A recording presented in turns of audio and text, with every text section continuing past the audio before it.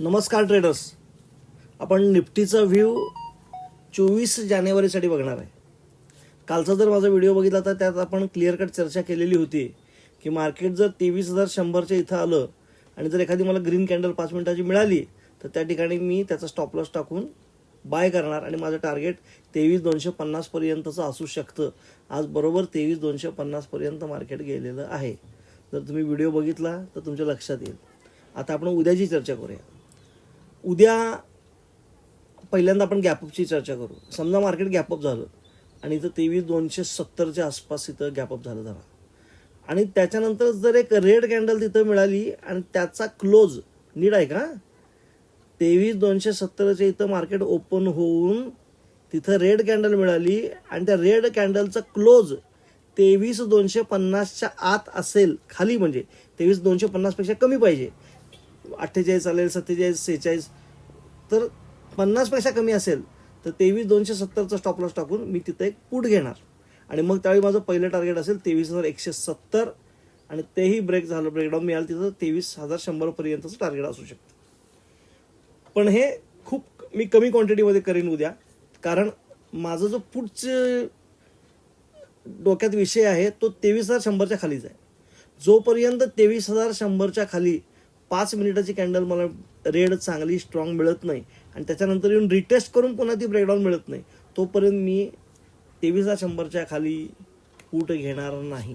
23,100च्या खाली 5 मिनिटाची candle red मिळायला पाहिजे, त्याचं रिटेस्ट व्हायला पाहिजे आणि त्याच्यानंतर जी रेड कॅन्डल येईल त्याला मी पुटचा ट्रेड घेईन. किंवा अगदी 23,100च्या खाली 5 मिनिटाची रेड कॅन्डल कमीत कमी मिळायला पाहिजे तरच मी घेईन, नाहीतर मी घेणार नाही. 23,100च्या खाली येत नाही तोपर्यंत पुटचा विचार नाही. 23,270च्या आसपास गॅपअप ओपन झालं तर आता आपण चर्चा केली तिथे एकदा पुटचा विचार. आता कॉलचा विचार आपण कुठं करायचा बघा. तर समजा मार्केट फ्लॅट ओपन झालं आणि फ्लॅट ओपन झाल्यानंतर तर मी पहिला गप्प बसणार, काहीच करणार नाही. 23,170च्या जवळ आलं इथं, कारण आज एक नवीन सपोर्ट त्यानं क्रिएट केलेला आहे निफ्टीनं आणि 23,170च्या इथं एखादी मला ग्रीन कॅन्डल मिळाली तर त्या ग्रीन कॅन्डलच्या लोचा स्टॉप लॉस टाकणार, जास्त नाही, पुन्हा 23,250 पर्यंतची टार्गेट घेणार मी.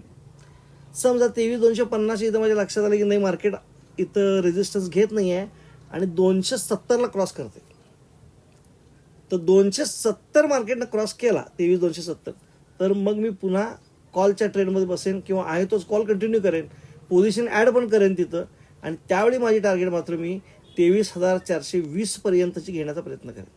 पण 23,270च्या वर अगदी स्ट्रॉंग चांगली ग्रीन कॅन्डल मला 5 मिनिटाची मिळायला पाहिजे तरच मी घेणार. मग त्यावेळी माझे स्टॉप लॉस जो आहे तो 23,240 पर्यंतचा असेल आणि मग मी टार्गेट मात्र फार मोठं घेण्याचा प्रयत्न करणार त्या ठिकाणी.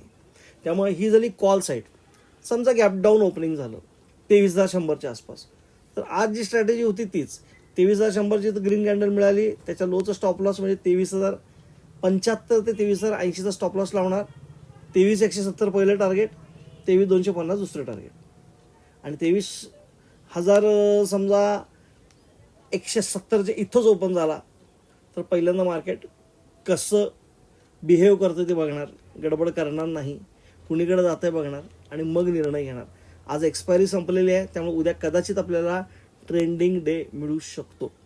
अजून एक सूचना, मी सेबी रजिस्टर्ड ॲनालिस्ट नाही. हा व्हिडिओ मी फक्त एज्युकेशनल पर्पजसाठी बनवलेला आहे. त्यामुळे हा व्हिडिओ बघून आपण जर एखादा ट्रेड घेतला आणि त्यात आपल्याला फायदा किंवा नुकसान झाले तर त्याला मी किंवा माझं चॅनल अजिबात जबाबदार असणार नाही.